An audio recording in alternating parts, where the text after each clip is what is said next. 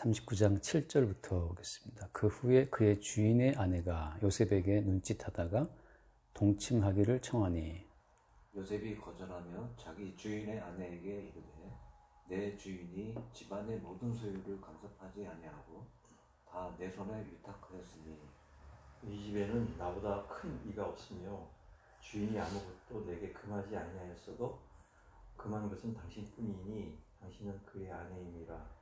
그런즉 내가 어찌 이 큰 악을 행하여 하나님께 죄를 지으리까. 여인이 날마다 요셉에게 청하였으나 요셉이 듣지 아니하여 동침하지 아니할 뿐더러 함께 있지도 아니하니라. 그러할 때 요셉이 그의 일을 하러 그 집에 들어갔더니 그 집 사람들은 하나도 거기에 없었더라. 그 여인이 그의 옷을 잡고 이르되 나와 동침하자. 그러나 요셉이 자기 옷을 그 여인의 손에 버려두고 밖으로 나가매. 그 여인이 요셉이 그의 옷을 자기 손에 버려두고 도망하여 나감을 보고 그 여인의 집 사람들을 불러서 그들에게 이르되 보라, 주인이 히브리 사람을 우리에게 데려다가 우리를 희롱하게 하는도다. 그가 나와 동침하고자 내게로 들어오므로 내가 크게 소리질렀더니 그가 나의 소리 질러 부름을 듣고 그의 옷을 내게 버려두고 도망하여 나갔느니라 하고 그의 옷을 곁에 두고 자기 주인이 집으로 돌아오기를 기다려 이 말로 그에게 말하여 이르되 당신이 우리에게 데려온 히브리 종이 나를 희롱하려고 내게로 들어왔으므로 내가 소리 질러 불렀더니 그가 그의 옷을 내게 버려두고 밖으로 도망하여 나갔나이다. 그의 주인이 자기 아내가 자기에게 이르기를 당신의 종이 내게 이같이 행하였다 하는 말을 듣고 심히 노한지라. 이에 요셉의 주인이 그를 잡아 옥에 가두니 그 옥은 왕의 제수를 가두는 곳이었더라.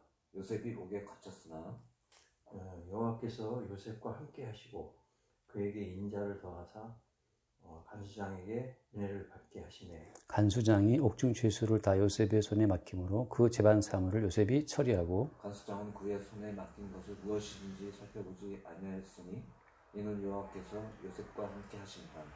여호와께서 그를 범사에 형통하게 하셨더라. 아멘. 까지 보겠습니다. 요셉의 어떤 인생이 계속해서 좀 어떤 그 파란에 휘말리는 것을 우리가 볼 수 있죠. 여기서 이제 우리가 보통 요셉의 사건을 두고 많은 분들이 이제 인용할 때 그 보디발 아내의 유혹을 물리친 요셉에 대해서 많이 강조하거든요.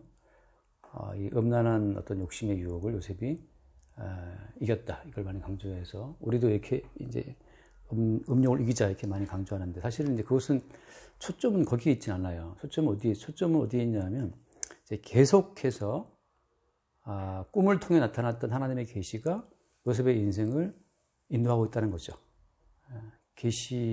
꿈을 통해 드러난 계시가 요셉의 인생을 인도하고 있는데 그 인도하는 방향이 뭐냐? 인도하는 방향이라고 하는 것은 세상과의 결별이에요. 그러니까 보디발의 집은 사실 요셉을 통해서 크게 어때요? 흉통을 맛봤죠. 요셉이 그 집에 많은 어떤 소유의 복을 매출 10억짜리 회사를 만약에 100억으로 키운 것처럼 요셉을 통해 이 보디발의 집은 지금 굉장히 많은 소유의 복을 누리고 있어요. 그러면 계시가 이 땅에 온 목적이 이 세상의 소유를 더 늘려주는 것이냐? 그건 아니라는 거죠. 그러니까 떡의 문제, 빵의 문제, 먹고 사는 문제를 해결해 주는 것이 계시의 주인공이신 예수님이 이 땅에 오신 목적이냐 하면 그건 아니라는 걸 보여주는 거예요. 그건 뭐냐? 그렇게 보디발의 집에 많은 유익을 끼쳤으나 결국은 그 보디발의 집으로부터 버림받아서 감옥에 처박히게 되는 것이 그게 이제 계시를 받은 사람의 운명이라고 하는 거죠. 그러니까 이 세상과의 결별, 어떤 식으로 이 세상이 온갖 더러운 누명을 씌워서 박해하고 그것으로 말미암아서 그 더러운 세상으로부터 떠나야 되는 것이 그 성도의 인생이라고 하는 거예요. 요셉이 이 인생은 무엇을 보여주는 모형입니까? 예수님 인생이죠. 자, 그래서 지금 보디발의 집은 소유가 늘었다. 요셉 때문에. 보디발의 집은 떡의 문제가 더 풍성히 풀어진 거잖아요. 이 사건은 예수님 인생이 어떻게 드러나요? 잠깐 한번 볼게요. 요한복음 6장을 보면 요한복음 6장에 예수님이 그 오병이어로 5,000명을 먹게 한 사건이 있거든요. 그 요한복음 6장 10절에 볼까요? 10절.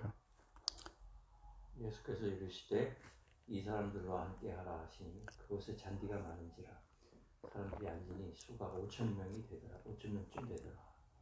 예수께서 떡을 가져 축사하신 뒤에 앉은 자들에게 나눠주시고 물고기도 그렇게 그들의 원대로 주시니라. 그들이 배부른 후에 예수께서 제자들에게 이르시되 남은 조각을 거두고 버리는 것이 없게 하라 하시므로 이에 거두니 보리떡 5개로 먹고 남은 조각이 12바구니에 찼더라. 예, 아멘. 지금 이 군중들은 남자만 5천 명이거든요. 그 남녀 노소 다 포함하면 거의 뭐 2만 명 되는 사람들이 지금 예수님이 나눠주는 그 떡과 물고기를 먹고 배가 불렀단 말이죠. 이렇게 지금 뭔가 먹고 마시는 문제가 해결되니까 사람들이 그 15절 말씀 보면은 그러므로 예수께서 그들이 와서 자기를 억지로 붙들어 임금으로 삼으려는 줄 아시고 다시 혼자 산으로 떠나가시니. 아멘. 자, 이 사건은 예수님이 정말 인간들의 어떤 그 먹고 사는 문제를 해결해 주신 것이냐? 아니죠, 그죠? 이 사건은 자기의 살과 자기의 피를 영생의 양식으로 주실 것을 보여주는 대표적인 행동이란 말이죠. 복선 같은 거예요. 근데 사람들은 이걸 보고 나서 예수를 붙잡아다가 임금으로 삼으면 이제 백성들이 먹고 사는 문제는 해결되는 거니까 임금 삼으려 했다는 거죠. 그래서 예수님이 어때요? 산으로 도망가 버렸어요. 피해 버렸어요. 자, 그럼 사실 말씀이 뭐냐면 그 중요한 말씀이 26절 말씀을 보면 26절 예수께서 대답하여 이르시되 내가 진실로 진실로 너희에게 이르노니 너희가 나를 찾는 것은 표적을 본 까닭이 아니요 떡을 먹고 배부른 까닭이다. 아멘. 자, 사람들이 왜 교회에 나와서 주님하고 주님 찾습니까? 하나님하고 하나님께 부르짖어요. 사람들이 대부분 기도하고 막 간절히 구하는 그 모든 주제는 떡의 문제예요. 떡의 문제, 돈의 문제고 돈의 압박이 심하면 누구나 사람은 기도하게 되겠습니다. 그러니까 이 떡의 문제, 돈의 문제 때문에 그들이 기도했는데 주님께서는 거기에 대해서 니들은 지금 뭘 모르고 있다는 거죠. 떡을 먹고 배부른 까닭이 날 찾고 있지만 그 다음 말씀 보면 27절 말씀 27절 썩을 양식을 위하여 일하지 말고 영생하도록 있는 양식을 위하여 하라. 이 양식은 인자가 너희에게 주리니. 예, 예수님께서 하신 말씀은 전혀 지금 영생할 양식을 주기 위한 영생의 양식의 모형으로 지금 그들의 떡의 문제를 잠깐 보여준 거거든요. 나는 이렇게 떡의 문제를 풀 수 있는 존재라는 사실을 보여준 건데 이 사람들은 지금 영생의 양식은 관심이 있어요, 없어요? 관심이 없어요. 지금 내게 필요한 것은 당장 떡의 양식이고 당장 필요한 돈이지 네가 말하는 영생의 양식 그거 필요 없어. 이렇게 흐름으로 가고 있어요. 그래서 결국은 6장의 흐름을 쭉 다 보기는 어렵지만 쭉 읽다 보면 66절 말씀 볼까요? 66절. 66절. 네 살을 먹고 아니 66절이는 66? 네, 66. 그때부터 그의 제자 중에서 많은 사람이 떠나가고 다시 그와 함께 다니지 아니하더라. 예, 많은 사람이 떠나가고 다시 그와 함께 다니지 아니하더라. 결국 별벌이에요. 이별이에요. 이별. 그러니까 떡을 먹고 배불러 따라왔으나 예수님께서 내가 줄 이 떡은 영생하는 양식을 위한 예표로 준 거지. 너희들이 그 떡의 문제, 육신의 문제를 풀게 준 건 아니라고 이제 예수님께서 말씀하시면서 뒷부분에 내 살을 먹고 내 피를 마시면 영생한다는 말씀하시거든요. 결국은 예수님의 살을 먹고 예수의 피를 마시면 영생한다. 예수님께서는 뭘 증거하기 위해서 그 떡을 주신 거예요? 자기의 살과 자기의 피를 증거하기 위해서 오병이어로 5천명을 먹이신 거였어요. 사람들은 근데 너의 살, 너의 피 그거 얼마나 먹겠냐 말이죠. 하고 예수의 살과 피를 그들이 거부해요. 왜? 뭐 때문에? 그들의 배를 채울 떡이 더 급했기 때문에. 그래서 예수님께서 내 살을 먹고 내 피를 마셔 영생한다는 말씀을 쭉 증거하시니까 다 떠나가고 다 도망가 버리고 다시는 안 다니는 거죠. 저 사람 이상한 사람이다 말이죠. 자, 이런 것처럼 지금 보디발의 집은 어때요? 요셉 때문에 굉장히 형통을 맛봤잖아요. 그 지난주에 봤던 것처럼 예를 들어서 몇 절에 있죠? 그 5절 말씀에 그가 요셉에게 자기의 집과 그의 모든 소유물을 주관하게 한 때부터 여호와께서 요셉을 위하여 그 애굽 사람의 집에 복을 내리시고 여호와의 복이 그의 집과 곁에 있는 모든 소유에 미치니라. 네, 결국 요셉 때문에 보디발의 집은 굉장히 소유가 늘어났어요. 마치 예수님이 오병이어 5천명을 먹이신 것처럼 지금 요셉이 그 집에 많은 소유의 복을 받게 한 거죠. 근데 어떻게 결국은 계시의 주인공은 결국은 이 땅에 발붙이고 오래 살 수가 없어요. 결국은 세상이 자연스럽게 요셉과의 갈등이 벌어지게 되어서 요셉이 감옥에 가는 상황이 생긴다고 하는 거죠. 오늘 그 이야기 가운데에서 어떤 사건이었죠? 그러니까 보디발의 처가, 보디발의 아내가 요셉을 유혹했죠. 당시에 뭐 요셉은 거의 20대 중반 나이로 보니까 한참 지금 뭐 모든 게 다 왕성할 때였지. 그 아름다움을 보고 여자가 요셉과 동침하기를 원했어요. 자, 그래서 결국은 보디발의 아내가 요셉을 유혹한 것은 요셉이 유발한 건가요? 그렇지 않죠.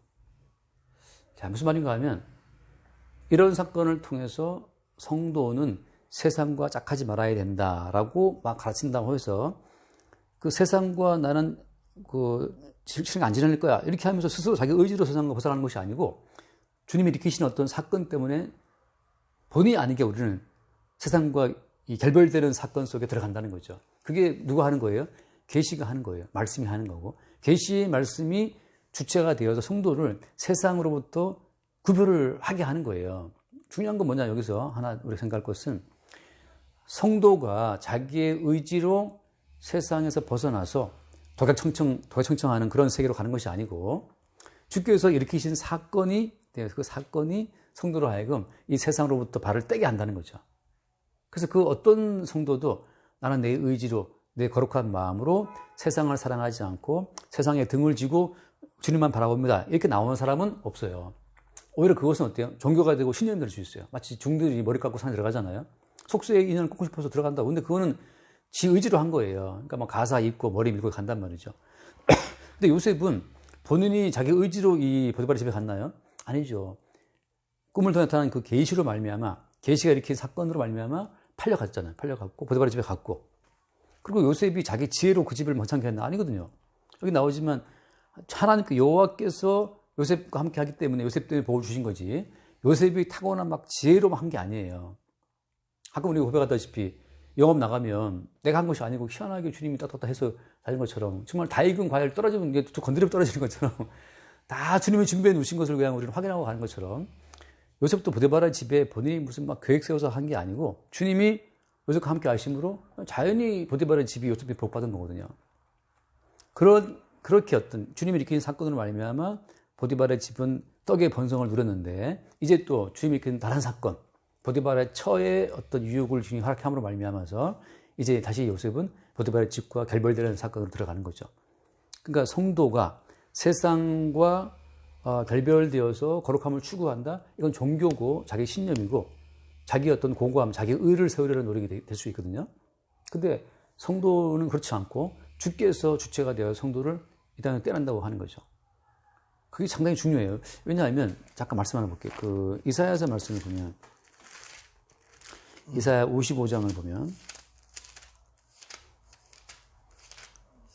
이사야 55장의 그 11절 말씀을 볼게요. 11절 55장 11절 네. 내 입으로 나가는 말도 이와 같이 헛되이 내게로 되돌아오지 아니하고 나의 기뻐하는 뜻을 이루며 내가 보낸 일에 형통한 일이다. 자, 내 입에서 나가는 말 여호와의 말씀인데 여호와의 모든 말씀이라고 하는 것은 헛되이 돌아오지 않아요. 사람의 말은 야, 이거 해 그러면 다 듣나 안 듣잖아요. 요즘 애들도 안 듣고 저도 뭐 애들한테 하라고 애들 말 안 들을 때 많거든요. 사람의 말은 헛되이 그냥 나갈 수 있거든. 여보 뭐 해 그러면 뭐 와이프 안 들을 수도 있어요. 우리 말은 그냥 헛된 말이 돼버리는 거예요. 근데 여호와의 모든 말씀은 헛되이 돌아오지 않아요. 다 뜻을 이루고 형통한다는 거죠. 다시 말해서 요셉의 의지로 보디발 처의 유혹을 이겨낸 것이 아니고 요셉 속에 틀어박힌 그 계시의 말씀이 계속 요셉으로 하여금 그 보디발 처의 유혹을 물리치도록 어떤 사건 속에 집어넣었다는 얘기죠. 제가 이걸 왜 중시하냐 하면 많은 분들이 하나님 말씀을 지켜야 된다고 말하거든요. 근데 하나님 말씀을 지켜야 된다고 말을 할 것 같으면 살아있는 것은 인간이 되고 말씀은 인간이 다루어야 될 객체가 된단 말이죠. 근데 성경은 뭐라고 말하냐면 말씀은 살아있고 오히려 인간을 죽었다 말하거든요.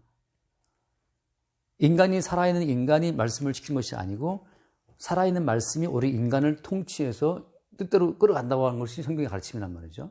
그러니까 제가 성경을 처음 할 때 보면 말했지만 인간이 성경을 해석할 수 없다. 오히려 이 말씀에 의해서 인간이 해석이 된다고 제가 말하는데, 제가 이런 말씀은 살아있고 인간은 죽었다는 이런 식의 해서 인간이 말씀을 지킨 것이 아니고 살아있는 말씀이 인간으로 하여금 뭐 말씀의 세계를 끌고 간다는 이런 취지의 이 이야기를 제가 예전에 한번 미국의 무슨 신학 그 교수가 썼던 그 책에서 제가 한번 보고 나서 내가 야, 이 사람 너무 나랑 생각이 똑같다고 유일하게 제가 보고 막 감탄했던 적이 있었어요. 근데 지금 이름을 까먹었어요. 그게 말하자면 이제 다수설은 아닌데 정말 그 소수설 그 신학 교수가 썼던 말이 살아있는 것은 말씀이지 인간이 아니다. 그런 식의 야, 어떻게 이렇게 깨달았을까 막 너무 반가웠는데 따라서 메모해두고 그걸 잊어버렸어요. 그 교수 이름을. 근데 제가 제가 처음 봤던 신선했던 기억이 있어요. 그래서 결국은 말씀이 인간을 통치해서 말씀대로 이루어가는 거지. 왜 말씀 자체는 다 계시의 세계에 확정된 내용을 선포하시는 거기 때문에 살아있는 말씀이 우리 죽어있는 인간을 구원해서, 그죠? 죄와 사망에 죽은 우리를 구원해서 생명에서 끌고 가는 거지. 우리가 뭐라고 말씀을 지킵니까? 말씀을 깨달아요. 우리는 오히려 죽은 존재고 무지한 존재인데. 그래서 한 말씀, 요한복음 보면, 요한복음 그 6장에 보면, 요한복음 6장 63절 한번 볼게요. 63절. 살리는 것은 영이니 육은 유익하니라. 내가 너희에게 이른 말은 영이요 생명이라. 예, 예수께서 이르신 그 모든 말씀이 영이요 생명이다. 그러니까 오히려 예수의 말씀이 역사를 하면 그 말씀이 영과 생명이 되어서 죽은 우리를 살려내고 잠든 우리를 일깨워내요. 그게 구원이잖아요. 같은 맥락으로 베드로전서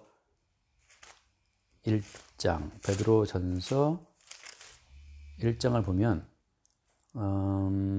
베드로전서 1장 23절 말씀 한번 볼까요? 23절.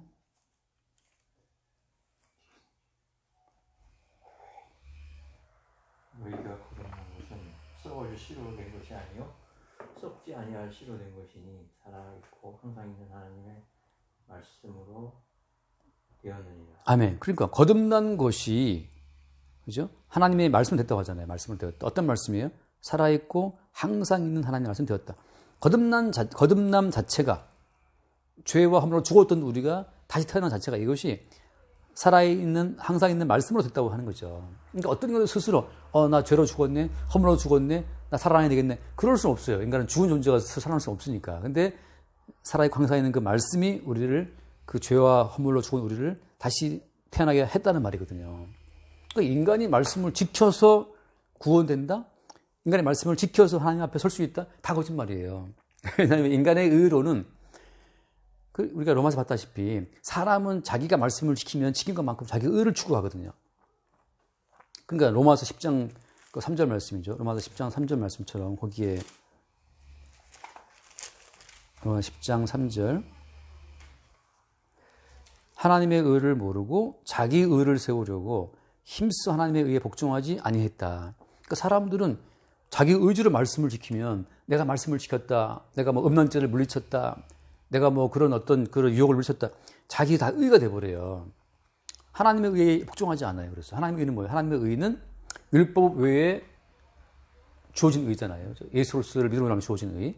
모든 말씀 계명은 너는 죄로 죽었잖아. 너는 죄로 죽은 존재. 그걸 일깨워주는 말씀이에요. 우리의 모든 입을 닥치게 하는 말씀인데 그 어떤 교만한 자들은 이 말씀을 읽고 지킵시다. 지킬 수 있다. 아무도 말씀 못 지켜요. 살아있는 말씀이 오히려 너는 죄 허물로 죽은 자고 너는 말씀을 지킨다고 깔짝거리고 있지만 결국은 네가 말씀을 지킨 것만큼 너의 의를 챙기는 자 아니냐.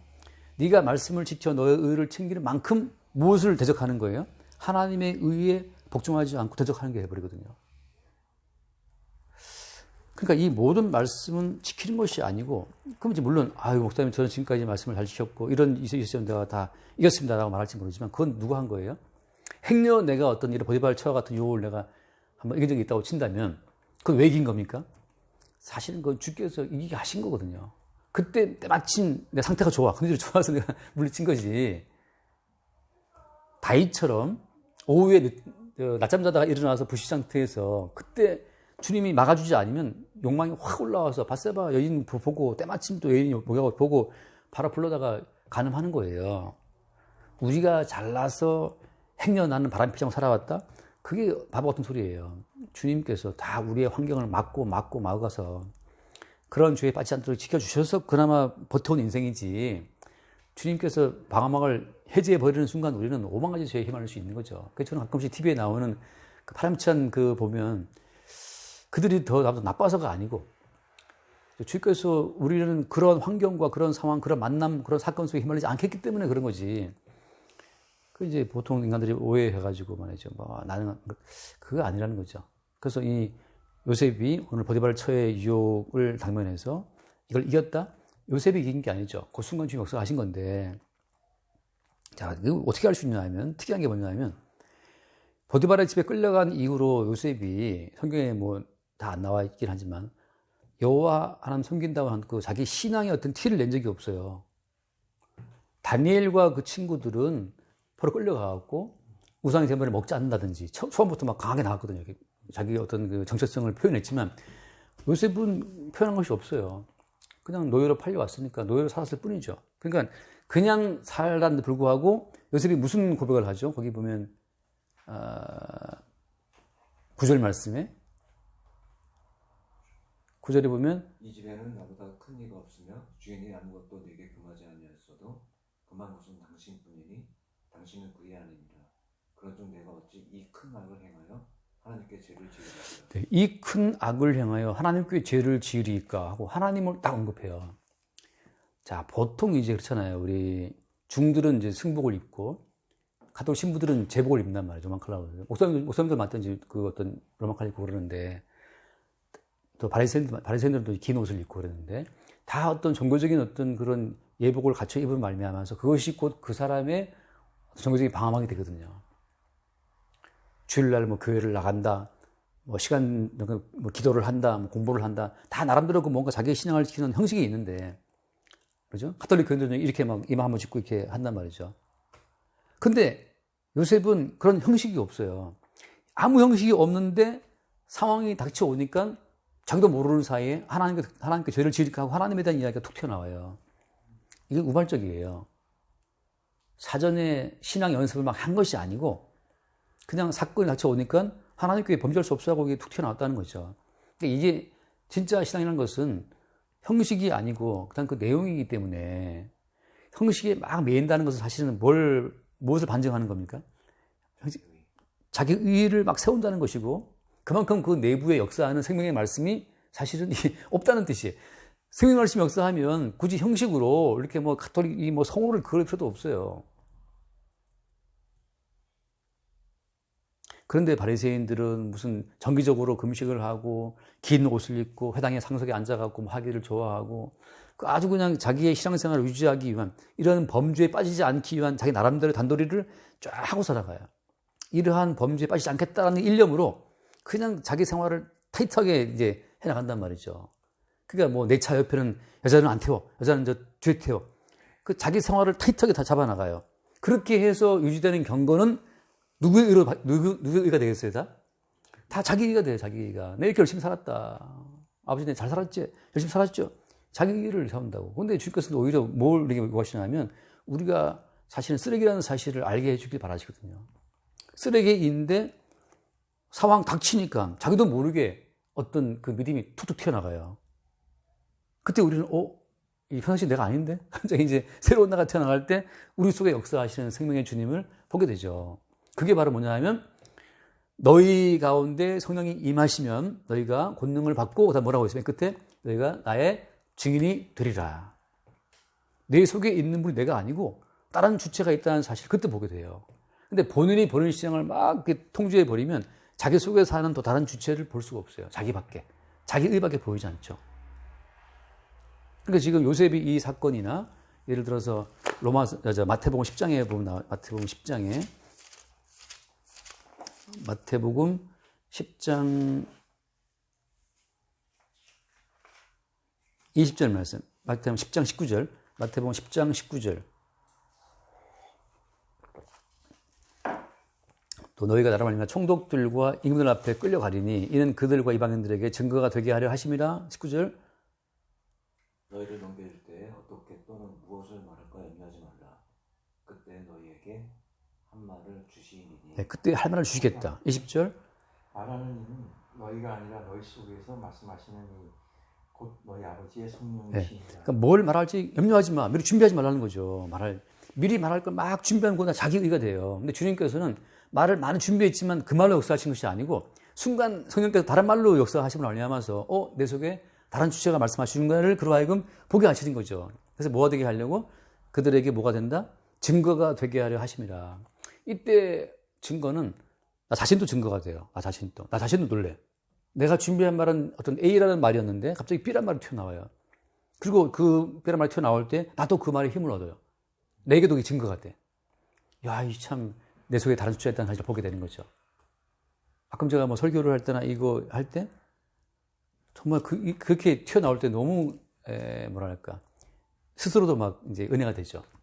그때 참 너무 즐겁고, 근데 물론 주를 바라볼 마음은 하지만 준비하지 않은 다른 어떤 말씀이 막 흐름이 나갈 때 그때 정말 자유를 얻어요. 내가 아니고 내 속에 계시는 분이 그리스도 예수를 증거케 하시는구나를 보는 거죠. 자, 그래서 결국은 요셉의 인생을 뭘 보여주냐 하면 계시를 받은 성도는 이 세상과 짝하여 살 수 없고 결국은 어떤 식으로 세상으로부터 누명을 덮어쓰고 어떤 그 죄인된 모습으로 이 땅에서 뭐랄까 추방된다는 거죠. 마치 누구처럼? 똑같아 예수님처럼. 예수님도 이 땅에서 죄인 누명을 쓰고 강도와 함께 못 박혀 죽임 당했잖아요. 그런 식으로 계시의 말씀이 이 땅에 온 목적은 이 땅을 보다 부유하게 행복하게 하기 위해서 온 것이 아니고 이 땅의 본질을 드러내기 위해서 계시가 온 거예요. 어떤 본질을? 계시의 세계를 적대하는 이 땅의 본질. 아무리 이 땅에다가 복을 주고 소유의 복을 때려박아 주어도 결국 이 소유의 이 세상은 계시의 주인공이신 예수 그리스도를 박해한다는 사실을 보여주는 사건으로 요셉 여기 지금 투입된 거예요. 그래서 잠깐 마태복음 말씀 읽고 제가 신약을 보는 이유는 신약의 안목으로 봐야 되기 때문에 그래요.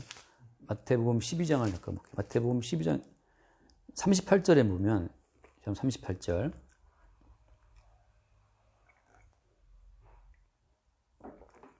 그때 서기관과 바리새인 중 38절 몇 사람이 말하되 선생님이 우리에게 표적 보여주기를 원하나이다. 39절 말씀 39절 예수께서 대답하여 이르시되 악하고 음란한 세대가 표적을 구하나 선지자 요나의 표적밖에는 보일 표적이 없느니라. 자, 이 세대를 예수님 어떻게 앞쪽에 표현하죠? 악하고 음란하다. 악하다는 것은 보디발처럼 자기 소유 많아지면 좋은 거예요.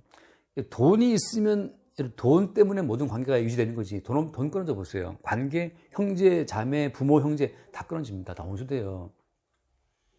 그게 악한 거죠. 보디발은 지금 요셉 때문에 막 소유가 늘어나니까 그 복으로 살았어요. 그 다음 뭐냐? 악하고 음란한 세대. 음란하다는 건 자기 욕망을 위해 다 사용하는 거거든요. 보디발이 벌어온 그 모든 재화를 보디발을 마누라가 지금 욕망을 다 쓰고 있는데 결국은 이 음란한 여자, 보디발의 처가 요셉을 유혹하죠. 그래서 나한테 뭘 주겠냐? 나한테 뭘 주겠냐? 보디발은 요셉한테 소유의 풍성함을 요구하지 보디발의 부인은 자기랑 놀아달라고 지금 합방하자고 요구하고 있잖아요. 그렇게 악하고 음란한 세대가 표적을 구한다. 그 몸 좋고 아까 봤던 것처럼 준수하게 생긴 그 요셉을 보고 보디발의 처는 관계하고 싶은 거예요. 욕망이죠. 그래서 예수를 바라보고 예수여 뭘 주겠는가? 떡을 주겠는가? 아픈 사람 병을 낫게 해주겠는가? 권세를 주겠는가? 계속 그들은 요구해요. 달라달라고. 그게 세상의 본질이라고 하는 거죠. 이 세상에다가 모든 욕망을 다 때려박아서 구원하고 싶은 욕망. 이 세상 임금 마귀가 유혹하는 건데 그때 주님의 답변은 뭐였어요? 답변이 그 40절 말씀 요나의 표적밖에 없다. 네, 요나의 표적. 요나의 표적은 뭘 말하는 거예요? 십자가에 죽으시고 사흘 후에 부활한 사건이잖아요. 요나가 물고기 뱃속에 들어가서 사흘 동안 있다가 사흘 후에 튀어나온 것처럼 인자도 밤낮 사흘 동안 땅속에 있으리라. 그러니까 예수님께서는 밤낮 사흘 동안 땅속에 있으리라. 십자가에 죽고 땅에 들어가 있을 것을 미리 말씀하고 있는 건데 십자가의 사건이 요나의 표적이잖아요. 이거 뭘 말하는 거예요? 니들이 뭘 요구한다 하더라도 너희들은 하나님 보시기에 이렇게 죽어 마땅한 세대라는 사실을 증거하는 거예요. 예수님은 십자가의 죽임을 당함으로써 이 세상의 본질이 하나님 보시기에 심판을 받아 죽어 마땅한 세대라는 사실을 증거했다는 거죠. 요셉은 그거 증거한 거예요. 그토록 그 집안에 혜택을 끼쳤으나 돌아온 것은 더러운 성추행, 성폭행 그런 누명을 쓰고 감옥에 들어가는 거. 아름다운, 뭐, 글쎄, 아름답다는 표현은 말도 안 되지만, 다른 어떤 죄도 많지만, 하필이면 그 주인의 부인을 건드리려고 해줬다고 하는 그 더러운 성추행범 누명을 쓰고 감옥에 들어가는 거죠. 그러니까 그 사람의 인격을 매장시키는 것 중에 그 미투 운동 있지 않습니까? 아, 그 사람 알고 봤더니 더러운 인간이었어. 그게 뭐 성적으로. 그런 것처럼 요셉이 그 누명을 쓰고 감옥에 들어가는 거죠. 그러니까 결국은 이 세상으로부터 결별되면서 세상의 본질이 무엇인가를 보여주는 용도로 성도는 부르심을 입은 거예요. 그러니까 지금 오늘 결론은 뭐냐면 그동안 요셉이 잘 살았잖아요. 그죠? 잘 살았어요. 그 보디발 집에서. 주께서 우리를 잘 살게 하시면 잘 사는 거지만 어떨 때가 이르게 되면 또 주께서 우리를 너는 나그네이기 때문에 여기 머물 수 없다 하고 우리를 이 땅에 떼내는 과정 속에서 자발적으로 세상과 결별하는 것이 아니고 어떤 사건이 날아와서 우리를 이 땅에 떼낸다고 하는 거죠. 그때 우리는 또 뭘 바라보는 겁니까?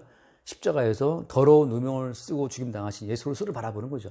지금은 회사에서 이광호 부장님 뭐 잘한다고 막 그냥 이렇게 띄워주고 그냥 회사에 뭐 몇 억씩 그 며칠 올라오니까 너무 좋아하지만 보디발의 집에 요셉 때문에 막 복이 간 것처럼. 근데 또 다른 사건이 악하고 음란한 세대는 계속 표적을 요구하거든요.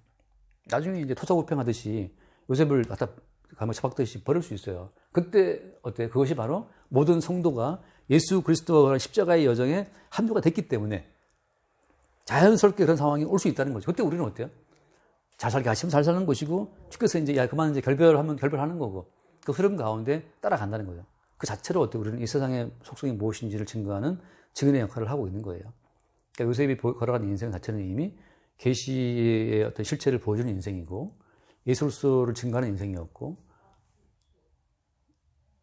모든 성도가 또 걸어가야 될 십자가의 여정에 합류하게 될 인생을 보여준다고 하는 거죠. 그래서 이거 사실 하나만 읽고 마칠게요. 이 창세기 15장 말씀 보면 이게 이미 아브라함 언약 속에 들어있었던 언약이 요셉에게 드러나고 있는 거예요. 창세기 15장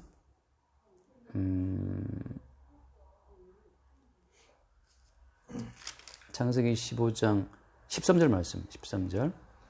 여호와께서 아브라함에게 이르시되 너는 반드시 알라 네 자손이 이방에서 객이 되어 그들을 섬기겠고 그들은 400년 동안 네 자손을 괴롭히리니. 아멘. 지금 이것인지 애굽에서 400년 동안 이스라엘에 있을 것을 예언하는 거잖아요. 아브라함에게 이미 예언되었고 이 예언된 내용이 지금 하나씩 지금 구체화되고 있는 과정이 이제 결국 아브라함 언약 속에 다 들어있는 내용이에요.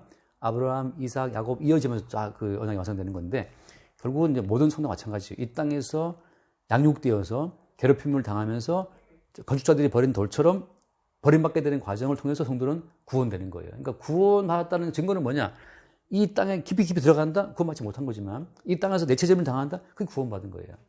내 스스로 이 땅에 머물러 있다. 난 돌아서 구원받을 거야. 구원할 거야. 그런 경우는 없어요. 예수님께서 부당하게 폭력적으로 이 땅에서 내침을 당한 것처럼 요셉이 부당하게 폭력적으로 내침을 당한 것처럼 모든 성도는 부당하게 이 땅에서 내침을 당하는 방식으로만 구원돼요. 그 롯이 거기 고모라 성에 있다가 다 몰려와가지고 네 뭔데 하고 이제 그 마을 주민들이 롯을 막 박해하잖아요. 롯은 두 딸을 내줬죠 이렇게. 그런 상황까지 모일 정도로 성도는 이 땅에서 오히려 박해받는 형식으로 구원에 참여되는 거지. 내가 미리 구원을 알고 주님 따르겠습니다. 이렇게 자기 의지로 따라오는 구원은 없다.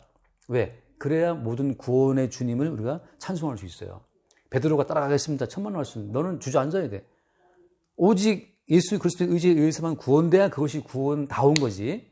내 의지가 호응돼서 구원을 이루겠다? 그건 성경에 없어요. 다 그렇게 우리의 구원이 이루어진다고 하는 거죠. 여기까지 할게요. 지금 시간이 다 돼갖고. 주님 감사합니다. 주님께서 일으키신 계시의 말씀이 역사의 현장에 침투되어서 보디발의 가정이 화목하고 번성한 것처럼 우리도 또한 가정과 그런 죽어마땅한 존재임을 오늘 말씀을 통해서 알게 되었습니다. 늘상 주께서는 그런 우리의 내면을 주님의 말씀을 통해서 살아있는 말씀이 강건하여 우리를 그 죽은 곳에서 삶적으로 이동시켜 주시고 우리는 늘상 죽어마땅한 존재임을 말씀을 통해서 늘 증거해 주십니다. 내가 사는 것은 오로지 내가 아니라 주께서 살게 함으로 사는 것이 주의 뜻임을 알면서 모든 것이 주님의 이름으로 이루어지기를 주님의 이름으로 기도드렸습니다. 아멘. 아버지 감사합니다. 오늘 요셉이 보디발의 집에서 내쳐지는 과정을 배우면서 계시의 그 말씀이 오늘날 성도들의 삶에 이루어질 때 세상의 부나 세상의 칭송을 위해서 이루어지지 아니하고 또 성도들의 의지나 뜻으로 이루어지지 아니하고 계시의 오로지 계시를 말씀을 이루시는 하나님의 그 계시의 말씀으로 이루어지는 것을 저희가 봤습니다. 저희도 이 교훈을 받아서 우리가 삶의 현장에서 하나님이 인도하시는 그 손길에 순종하고 자기 의지대로 무엇을 판단하는 자가 되지 아니하고 또 세상에서 그 어떤 보국이나 세상에서 칭송을 듣는 자가 되지 아니하고 오히려 세상에서 내쳐지는 그러한 과정으로 인도됨을 하나님께 바라보며 그것이 하나님이 역사하시는 그 결과인 줄 압니다. 예수 그리스도의 이름으로 기도드립니다. 아멘. 주님, 요셉의 인생이 오직 계시의 도구로 또 계시의 증인으로 동원되고 사용되어짐을 우리가 봅니다. 이처럼 우리의 인생도 오직 성령으로 말미암아 주 예수 그리스도의 증인으로 또 주 예수 그리스도를 나타내는 어떤 증거의 그 도구로 우리 인생에 쓰여지는 것을 깨닫게 해주시고 기쁘게 주께 우리 인생을 맡겨드릴 수 있도록 축복하여 주옵소서. 이미 주께 드려진 우리의 인생이 오니 주님 안에서 계시의 세계 안에서 자유와 또 담대함과 평강을 누리게 하여 주옵소서. 우리 주 예수 이름으로 기도드립니다. 아멘. 수고하셨습니다.